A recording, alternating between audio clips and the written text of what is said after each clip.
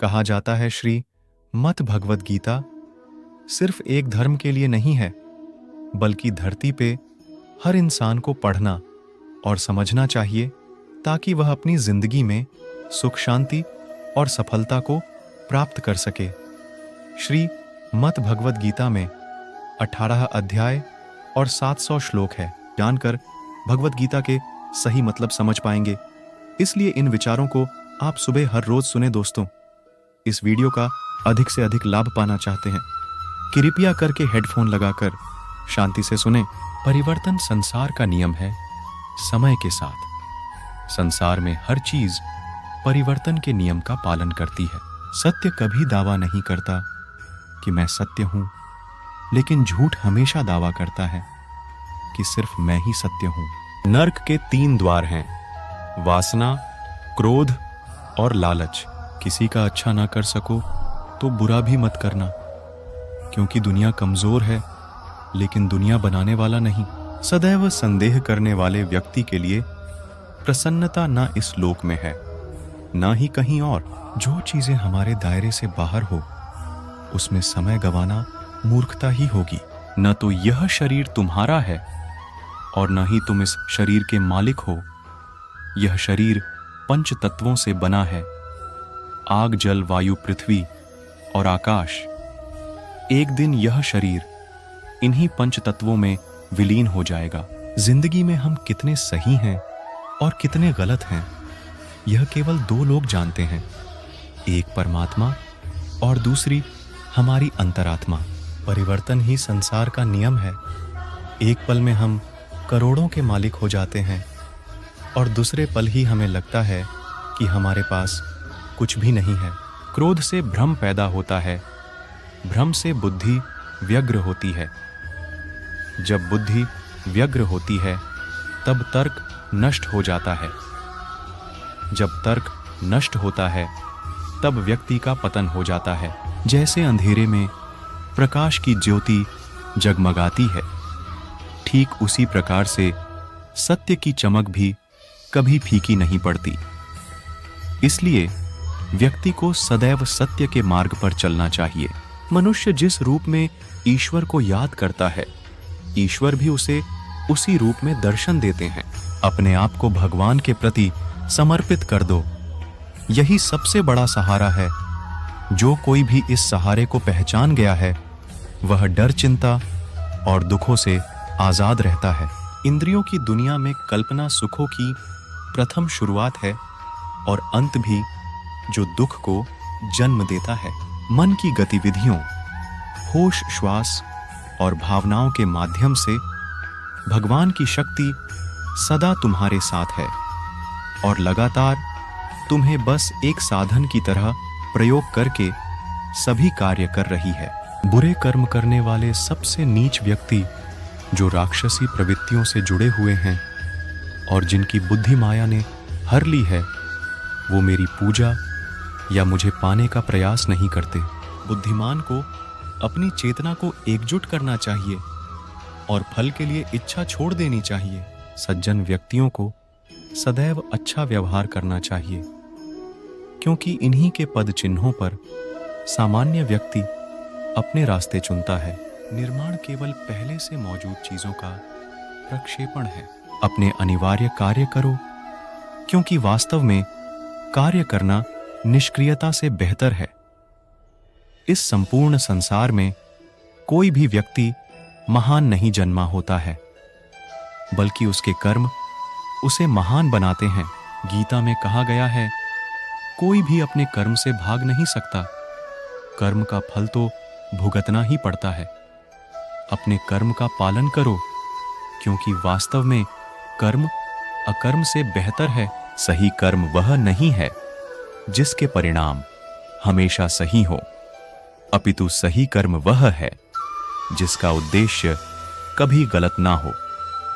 इंसान हमेशा अपने भाग्य को कोसता है, यह जानते हुए भी कि भाग्य से भी ऊंचा उसका कर्म है, जिसके स्वयं के हाथों में है। बिना फल की कामना से किया गया कार्य ही सच्चा कर्म है। ईश्वर चरण में हो समर्पण वही केवल धर्म है।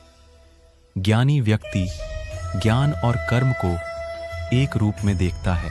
ज्ञानी व्यक्ति को कर्म के प्रतिफल की अपेक्षा कर रहे अज्ञानी व्यक्ति के दिमाग को अस्थिर नहीं करना चाहिए। अप्राकृतिक कर्म बहुत तनाव पैदा करता है।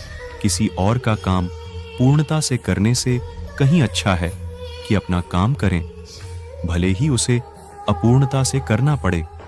अच्छे कर्म करने के बावजूद भी लोग केवल आपकी बुराइयां ही याद रखेंगे।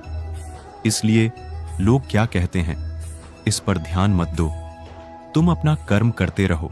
कर्म उसे नहीं बांधता जिसने काम का त्याग कर दिया है। जन्म लेने वाले के लिए मृत्यु उतनी ही निश्चित है जितना कि मृत होने वाले के लिए जन्म लेना। इसलिए जो अपरिहार्य है उस पर शोक मत करो।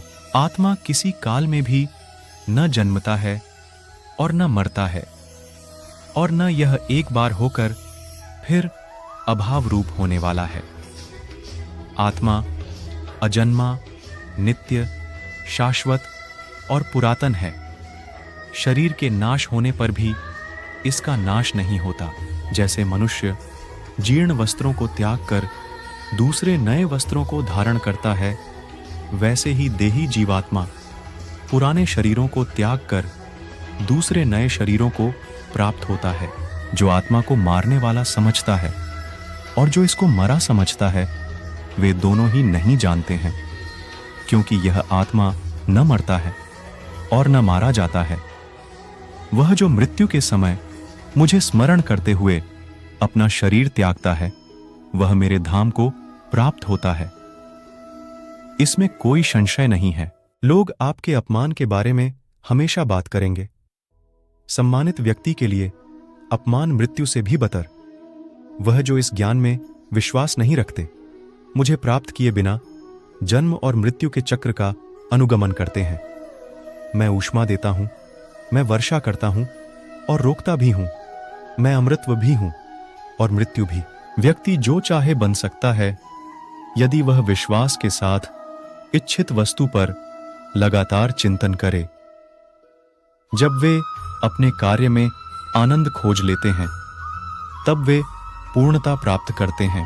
याद रखना, अगर बुरे लोग सिर्फ समझाने से समझ जाते तो बांसुरी बजाने वाला भी कभी महाभारत होने नहीं देता। जो बीत गया उस पर दुख क्यों करना, जो है उस पर अहंकार क्यों करना, और जो आने वाला है उसका मोह क्यों करना। हमारी व्यर्थ की चिंता और मन का भय एक ऐसा रोग होता है जिससे हमारी आत्मीय शक्ति बिखर जाती है। हर व्यक्ति का विश्वास उसकी प्रकृति के अनुसार होता है।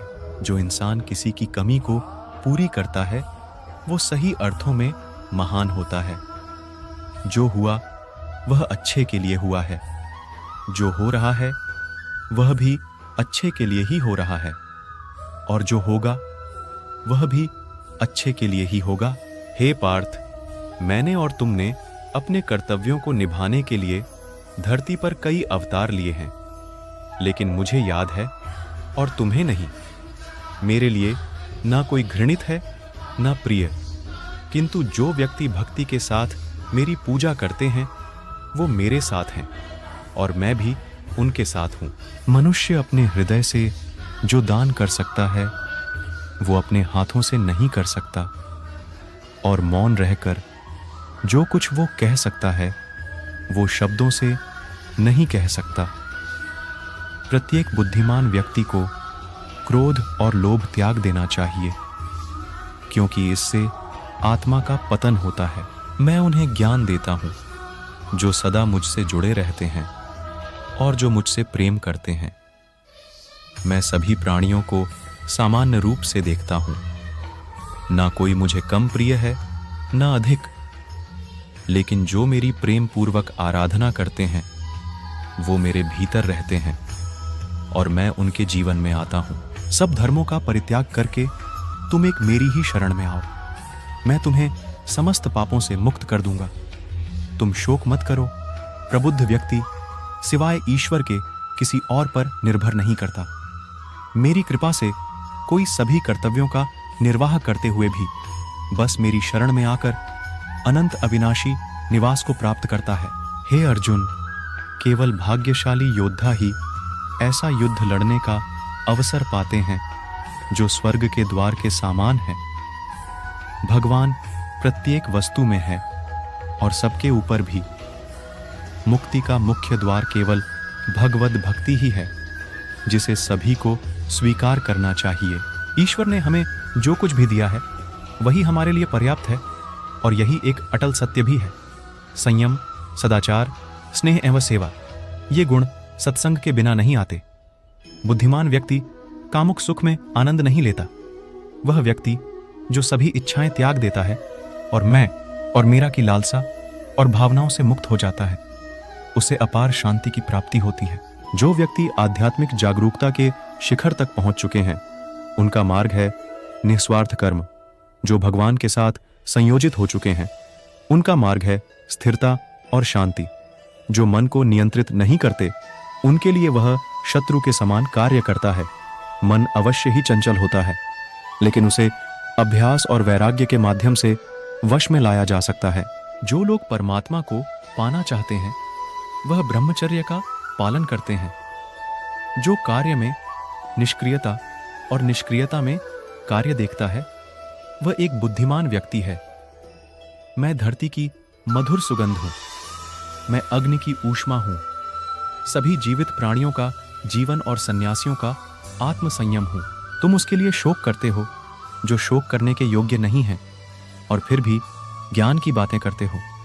बुद्धिमान व्यक्ति ना जीवित और ना ही मृत व्यक्ति के लिए शोक करते हैं। कभी ऐसा समय नहीं था जब मैं, तुम या ये राजा महाराजा अस्तित्व में नहीं थे। ना ही भविष्य में कभी ऐसा होगा कि हमारा अस्तित्व समाप्त हो जाए। हे अर्जुन, हम दोनों ने कई जन्म लिए हैं, मुझे याद है, लेकिन तुम्हें नहीं। हे अर्जुन, वह जो वास्तविकता में मेरे उत्कृष्ट जन्म और गतिविधियों को समझता है, वह शरीर त्यागने के बाद पुनः जन्म नहीं लेता और मेरे धाम को प्राप्त होता है। अपने परम भक्तों जो हमेशा मेरा स्मरण या एक चित्त मन से मेरा पूजन करते हैं, मैं व्यक्तिगत रूप से उनके कल्याण का उत्तरदायित्व लेता हूं। कर्म योग वास्तव में एक परम रहस्य है। जो मनुष्य अपने मन को नियंत्रित नहीं कर पाता, उसका मन उसके लिए शत्रु के समान कार्य करता है। आत्मज्ञान की तलवार से काटकर अपने हृदय से अज्ञान के संदेह को अलग कर दो। अनुशासित रहो, उठो, माफ करना और शांत रहना सीखिए। ऐसी ताकत बन जाओगे कि पहाड़ भी रास्ता देंगे। ईश्वर की शक्ति मनुष्य के होश, भावनाएं और मन की गतिविधियों के माध्यम से सदा उसके साथ रहती हैं। बुद्धिमान व्यक्ति को समाज कल्याण के लिए बिना आसक्ति के काम करना चाहिए। आपके सार्वलौकिक रूप का मुझे न प्रारंभ, न मध्य, न अंत दिखाई दे रहा है। मैं अपने कर्मों से बंधा हुआ नहीं हूं, क्योंकि मुझे मेरे द्वारा किए गए कर्मों के प्रतिफल की कोई इच्छा नहीं है। यद्यपि मैं इस तंत्र का रचयिता हूं, लेकिन सभी को यह झात होना चाहिए कि मैं कुछ नहीं करता और मैं अनंत हूं।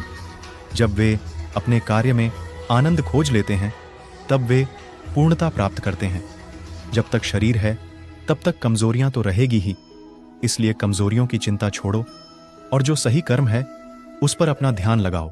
जब इंसान की जरूरत बदल जाती है, तब इंसान के बात करने का तरीका बदल जाता है। ईश्वर से किए गए प्रार्थना से इंसान की परिस्थिति या तकदीर बदले या ना बदले, पर उस प्रार्थना से इंसान के चरित्र में जरूर बदलाव आता है। वह जो सभी इच्छाएं त्याग देता है और मैं और मेरा की लालसा और भावना से मुक्त हो जाता है, उसे शांति प्राप्त होती है। इंसान को जीवन में अपने इच्छाओं के अनुरूप जीने के लिए जुनून की आवश्यकता होती है, वरना हर इंसान की परिस्थितियां तो हमेशा विपरीत ही होती हैं। इस जीवन में ना कुछ खोता है ना व्यर्थ होता है। जीवन न तो भविष्य में है न अतीत में है, जीवन तो बस इस पल में है। जो इस लोक में अपने काम की सफलता की कामना रखते हैं, वे देवताओं का पूजन करें। जिस मनुष्य के अंदर ज्ञान की कमी और ईश्वर में श्रद्धा नहीं होती, वो मनुष्य जीवन में कभी भी आनंद और सफलता को प्राप्त नहीं कर पाता। इस संसार में हम खाली हाथ आए थे और खाली हाथ ही जाएंगे। जो आज हमारा है वह कल किसी और का होगा। इसलिए हम अपने जीवन में जो भी करते हैं उसे पूरी श्रद्धा के साथ अपने इष्ट देव को अर्पण कर देना चाहिए। हे अर्जुन, तुम्हारा क्या गया जो तुम रोते हो? तुम क्या लाए थे जो तुमने खो दिया? तुमने क्या पैदा किया था जो नष्ट हो गया? तुमने जो लिया यहीं से लिया, जो दिया यहीं पर दिया। जो आज तुम्हारा है कल किसी और का होगा, क्योंकि परिवर्तन ही संसार का नियम है। जो कोई भी जिस किसी भी देवता की पूजा विश्वास के साथ करने की इच्छा रखता है, मैं उसका विश्वास उसी देवता में दृढ़ कर देता हूं। हे अर्जुन, मैं भूत, वर्तमान और भविष्य के सभी प्राणियों को जानता हूं, किंतु वास्तविकता में कोई मुझे नहीं जानता।